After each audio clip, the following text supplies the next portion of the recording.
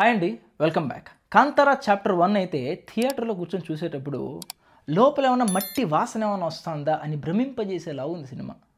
చాలా న్యాచురల్గా ఉంది. అసలు ఆ వరల్డ్లోకి వెళ్ళిపోతాం మనం. ఎస్పెషల్లీ అండి సెకండ్ హాఫ్కు ఆ క్లైమాక్స్ పోర్షన్ చూసేటప్పుడు ఆ బీజిఎం వింటుంటే, ఆ విజువల్స్ చూస్తుంటే ఒళ్ళు గగురు పిడిచింది, పొలకించింది. ఆ బీజిఎంకి ఏం మ్యూజిక్ అసలు, ఇది ఏం సెన్స్. ఇది కొన్ని షార్ట్స్ ఉన్నాయి సినిమాటోగ్రఫీ చెప్పాలంటే, మణిరత్నం అది ఇది అంటారు కదా, పొన్నియిన్ సెల్వన్ అవన్నీ పక్కన పెడితే ఎక్సలెంట్ ఉందండి. ఒక రాజుల కాలంలో ఇంత బ్యూటిఫుల్గా పిక్చరైజ్ చేయొచ్చా, ఇంత న్యాచురల్గా చేయొచ్చా? ఎక్కడ ఆర్ట్ వర్క్ కూడా ఎక్కడో మీకు ఏదో తేడా ఉన్నట్టు ఉండదు. చాలా న్యాచురల్గా art department excellent job, costumes excellent job, performances excellent. ఇతను బాగా లేదు, పర్ఫార్మెన్స్ లేదు, మధ్య మధ్యలో కామెడీ టచ్ కూడా చాలా బాగుంది సినిమాలో. ఎస్పెషల్లీ లాస్ట్లో అసలు ఆ విఎఫ్ఎక్స్ ఏంటండి, ఆ టైగర్ కానీ మంకీస్ విఎఫ్ఎక్స్ కానీ, ఆ కాంతారా వాళ్ళ దైవం వచ్చే విఎఫ్ఎక్స్ అసలు ఎక్సలెంట్ అండి. VFX department excellent. లాస్ట్ ఒక క్యారెక్టర్ ఉంటుంది, అది కొంచెం విఎఫ్ఎక్స్ తగ్గింది, but I like the way that is looking అనమాట. ఆ క్రియేచరు శివుడి నా 3 నామాలు పెట్టుకొని వస్తా అంటే అసలు దేవదూత ఇలాగే ఉంటుందేమో అనే ఫీలింగ్ అయితే వచ్చింది. అది సినిమా డిఫరెంట్ వరల్డ్ అండి, వర్త్ వాచ్ అండి. ఖచ్చితంగా థియేటర్కి వెళ్ళి చూడాలి సినిమా. అప్పుడే మీకు ఆ సౌండ్ సిస్టంలో విజువల్ చూసేటప్పుడు మీకు ఆ ఫీలింగ్ వస్తుంది. అసలు ఏంటి అసలు ట్రాన్స్లోకి వెళ్ళిపోయాయండి కొద్దిసేపు.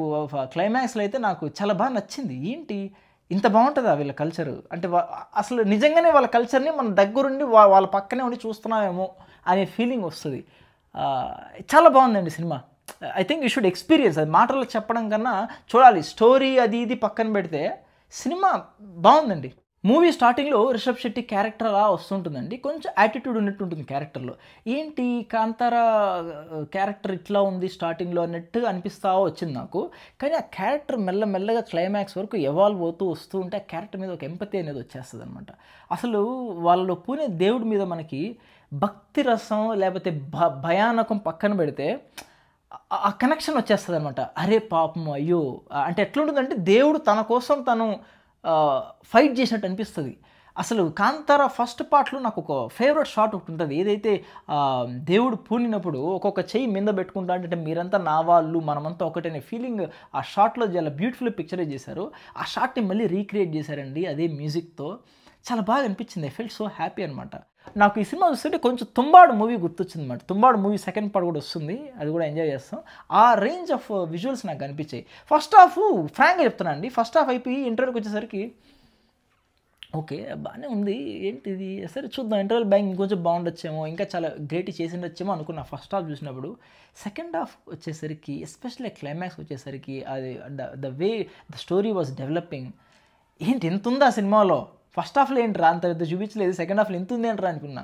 చాలా బాగుంటుంది. ఒక సీన్లో ఒక శివుడి విగ్రహాన్ని ప్రతిష్ఠిస్తారు అనమాట గుళ్ళో. అది ఎంత న్యాచురల్గా ఉందంటే, నిజంగానే అదేదో ఈవెంట్ జరుగుతుందేమో, మనం కూడా ఈవెంట్లో ఒక భాగం అయ్యామేమో. ఆ మ్యూజిక్ ఒక పక్క రుక్మిణి వసంత్ డ్యాన్స్ ఉంటుంది, ఒక పక్క రిషబ్ శెట్టి డ్రమ్స్ కొడతా ఉంటాడు.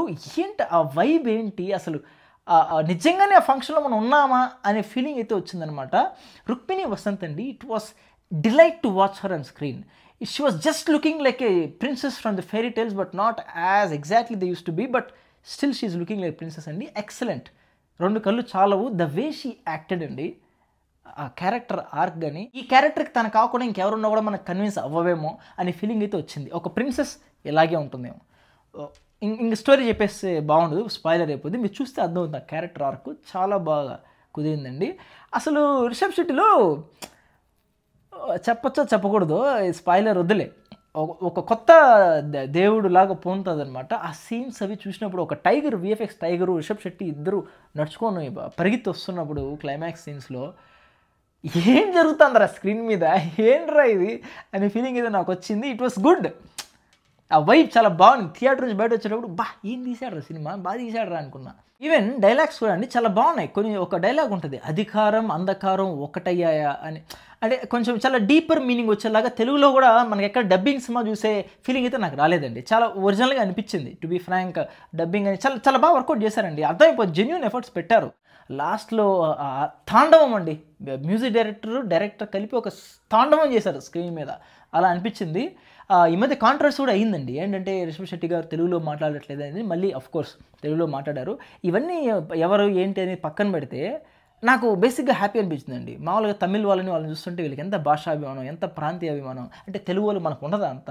ఎందుకు మనోళ్ళు మాత్రం చాలా ఇగ్నోరెంట్‌గా ఉంటారు అని అనుకున్నాను. కానీ ఒక జెన్‌జీ యూత్ మనోళ్ళంతా కలిసి ఒక వైబ్ క్రియేట్ చేశారు. అంటే తెలుగులో మాట్లాడరా అంటే మీకు నాకు ఆనందం వేసిందన్నమాట. అరే మనోళ్ళకి తెలుగు మీద ఇంత ఉందా? నేను లేదేమో అనుకున్నాను ఇన్ని రోజులు. ఉంది లోపల ఉంది. మేబీ ఇప్పుడు డెవలప్ అయితోందేమో ఎక్కువగా. ఒకప్పుడు కొంచెం లైట్ తీసుకున్నారు ఏముందిలే అన్నట్టుగా. I think the vibe is starting అనమాట. నాకు చాలా హ్యాపీ అనిపించింది. That is how we should be అనమాట. మన తెలుగుకి ఒక సెల్ఫ్ రెస్పెక్ట్, ఆత్మగౌరవం అనేది ఇవ్వాలి.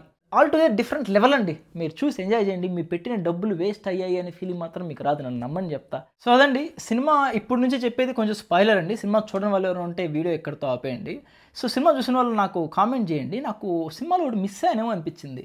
హీరో మీద హీరోయిన్ను చేతబడి చేయాలని తన గోళ్ళని, తన వెంట్రుకలంతా తీసుకుని పూజ చేయాలని అంతా కూర్చుంటుంది కదా. ఆ తర్వాత ఏమవుద్ది? హీరో మీద ప్రయోగిస్తుందా? ఎందుకంటే హీరోలోకి దేవుడే వస్తాడు. ఈ ఈ చేతబడి అనేది ఎప్పుడు ఎఫెక్ట్ చూపిస్తుందని దానివల్ల వాళ్ళు మిస్ చేస్తారా, నేను మిస్ అయిపోయాను, నాకు అర్థం కావట్లే. ఒకవేళ మీరు కానీ అర్థమైంటే నాకు అది కామెంట్లో పెట్టండి. ఐ వాంట్ టు నో అనమాట. సో అదండి నేను చెప్పిందంతా మీరు కొంచెం కరెక్ట్గా చెప్పాడని ఫీలింగ్ మీకు వస్తే ఛానల్ సబ్స్క్రైబ్ చేసుకొని ఎంకరేజ్ చేయడం మాత్రం మర్చిపోద్దండి. ఛానల్ కింద హైప్ అనే ఒక ఆప్షన్ ఉంటుంది. కొత్త యూట్యూబ్ క్రియేటర్స్కి వస్తారు. అది కొంచెం హైప్ ఇస్తే నాకు కొంచెం వైబ్ వస్తుంది. వీడియో కొంచెం లైక్ చేయండి, కొంచెం ఎక్కువ మంది రీచ్ అవుతుంది. నెక్స్ట్ ఒక మంచి వీడియోతో మీ ముందు ఉంటాను. Till then by.